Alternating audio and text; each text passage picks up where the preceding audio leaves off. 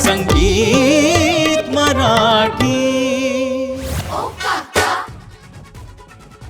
सिनेमामध्ये ती शिवी म्हणजे शब्दाच्या त्या अर्थापेक्षा त्याचं फिलिंगला महत्त्व जास्ती आहे. म्हणजे कुठल्याही माणसाने अशी अतरंगी गोष्ट केली की असं म्हणतो अरे काय वायझेड आहे हा, असं म्हटलं जातं. म्हणजे कोणी काय एखादा सायंटिस्ट असेल ज्यांनी नवीन इन्व्हेन्शन केलं तर म्हणजे तो वायझेड माणूस आहे. किंवा काय विराट कोहलींनी प्रॉपर खूप कमी बॉल्समध्ये खूप रन्स केलं तर त्याला म्हणतो विराट वायझेड आहे. तर इट इज असोसिएटेड विथ खूप पॉझिटिव्ह वेडेपणाशी ते रिलेटेड आहे असं. करेक्ट. असं ह्यालाच जोडून मी काल सांगतो की काल एक 7 मजल्यावर आमचं एके ठिकाणी जायचं होतं, तर लिफ्टला खूप वेळ लागत होता. तर सागर सटासट गेला 7 मजले चालत. तुम्ही मला ओ काका वगैरे म्हणता का, मी दाखवतो तुम्हाला. 7व्या मजल्यावर म्हटलं तेव्हा आम्ही त्याला म्हणलो काय वायझेड आहे, हे असे टाईपचे वायझेड. आणि असं पण आहे की आम्ही वायझेडचा जो प्रचलित अर्थ होता याच्या आधी त्याचा तो बदलायचा आम्ही ध्यास घेतलाय आणि तो बदलण्यात आम्हाला खूप जास्त यश आलेलं आहे. आणि असं वाटतं की सिनेमा बघितल्यानंतर अजून जास्त यश येईल. रिअल लाईफमध्ये अख्खं 360 हा माझा कैवारी आहे रिअल लाईफमध्ये. हा असा आहे तो कायम बाबा आहे आणि मी इथे खाली बसतात ना असे, तो आहे मी रिअल लाईफमध्ये. हे सगळं उलट आहे. फिल्ममध्ये करायला मिळालं म्हणून मी तिथं ए वगैरे. रिअल लाईफमध्ये सागर कैवारी. खरं तर मला काय वाटतं, मी जेव्हा म्हणजे मला हे जेव्हा कळलं होतं त्यावेळेला मी ते ट्राय केलं होतं, पण मला काहीच काहीच होत नाही. हो, हे काही क्रायटेरिया हा चुकीचा आहे खरं तर. पण हे चालत आलेलं आहे शाळेपासून की हा म्हणजे काय रे हसली नाही हसला. सो इट इज जस्ट आणि ते फेक पण करू शकतात. फेक पण करू शकतो. आणि मग काही लोक खरंच खूप म्हणजे याही वयात आपण आलेले असताना अंकल सोडून असं खरंच विचारतात की तुम्ही वर्जिन आहात का वगैरे. तर म्हणजे मग परत तेच एक्सप्रेशन्स द्यावे लागतात आपल्याला. हो, मी गेलो होतो. म्हणजे माझी बॅग लपवली होती. अरे खरंच सांगतोय, ट्रूथ अँड डेअर हा गेम चालू होता आमच्या कॉलेजमध्ये. तर तिकडं माझी बॅग टाकली होती आणि ते म्हणले की घेऊन ये. तर मी गेलो की आतमध्ये कोण नाही म्हणून मी नॉक वगैरे केलं, तर आतमधनं काही आवाज वगैरे आले नाही. तेव्हा आतमध्ये गेल्यावर कडी लावली, बॅग घेतली, कडी खोलली, परत बाहेर आलो. असा सेफ प्रवास होता माझा. पण ही अत्यंत म्हणजे उत्सुकता शिगेला पोचवणारी ही गोष्ट आहे की काय असतं आतमध्ये. म्हणजे कुठल्याही प्रकारचा बँक लॉकरमध्ये सुद्धा तेवढी मजा येत नाही जेवढं ॲडव्हेंचरस लेडीज टॉयलेटमध्ये कसं असते रचना, काय असतं. नाही अरे हो, पण नाही पण असं कायम असं वाटतं की गुहेमध्ये गेल्यानंतर जे काय असं आपल्याला ट्रेजर सापडेल वगैरे या लेवलची उत्सुकता मला तरी खूप होती. असं वाटायचं की लेडीज टॉयलेटमध्ये काही ऑटोमॅटिक गोष्टी घडतात ना, बटन दाबलं की काही वेगवेगळं होतं का, तर तेही नाहीये, तसंही काही नाहीये. असं एकदम साधंच आहे सगळं नेहमीच. मी एकदा चुकून जेंट्स टॉयलेटमध्ये गेले होते. काय वाटलं तुला काय वाटलं? मला तर दिसले नाही, त्या चित्रांमध्ये कन्फ्युजन झालं आणि करून गेले आणि जेंट्स टॉयलेट आडावडी करून बाहेर. जेंट्स टॉयलेट मध्ये काय फक्त पाट्या टाकलेल्या असतात, बाकी काय. पण जे दृश्य दिसतं ते किती. अरे ए थांबा.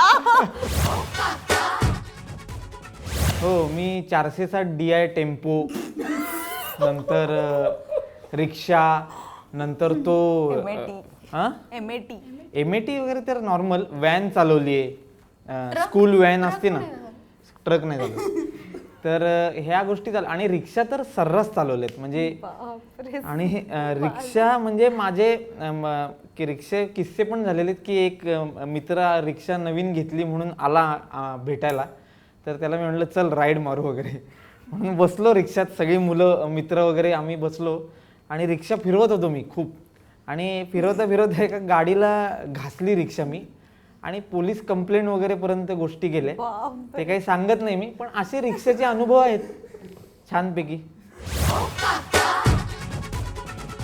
माणूस म्हणून एवढे मी सगळीकडेच रिफ्लेक्ट होते.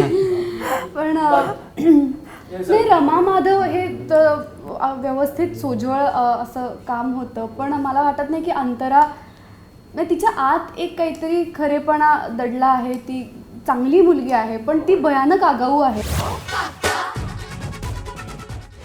खूप वायझेड गोष्ट ही आहे की मी ILS लॉ कॉलेजमध्ये होतो आणि मी लॉ शिकलेलो आहे वकील आहे आणि माझी प्रॅक्टिस करणारा तर वकील मी 9 वर्ष. 8 वर्ष मी प्रॅक्टिस केली आहे पुणे मुंबईच्या कोर्टांमध्ये आणि मी हा निर्णय घेतला की हे सगळं मला नाही करायचं आहे आणि मला फक्त अभिनय आणि लिखाण माझं जे काय चालू आहे त्याच्याकडे कॉन्सन्ट्रेट करायचं आहे. सो तो निर्णय की quitting everything and doing what I needed to do was a wise decision for me. पर्ण तू सांग. वायझेड बऱ्याच काय काय गोष्टी चालू असतात, पण मला आता असं वाटतं की रिसेंटली आता वायझेडसाठी मी बेली डान्स शिकले आणि ते माझ्यासाठी खूप वायझेड गोष्ट होती, कारण काय मला ॲब्सल्युटली यायचा नाही बेली डान्स आणि तो मी आता शिकले. ही रिसेंट वायझेड गोष्ट आहे, बाकी घडत असतात. पर्णाच्या बाबतीत मला एक वायझेड गोष्ट माहिती आहे. ही मुलगी सायकोलॉजीची टॉपर आहे हो. आणि इट इज इनक्रेडिबल. मला खूप असं हे वाटतं, कारण मी स्वतः BCom झाले, फार काय नाही आहे. सो कोणी असं शिकलेलं खूप किंवा डिग्री किंवा लॉ किंवा असं भेटलं की मला कॉम्प्युटर ऍप्लिकेशन झालं.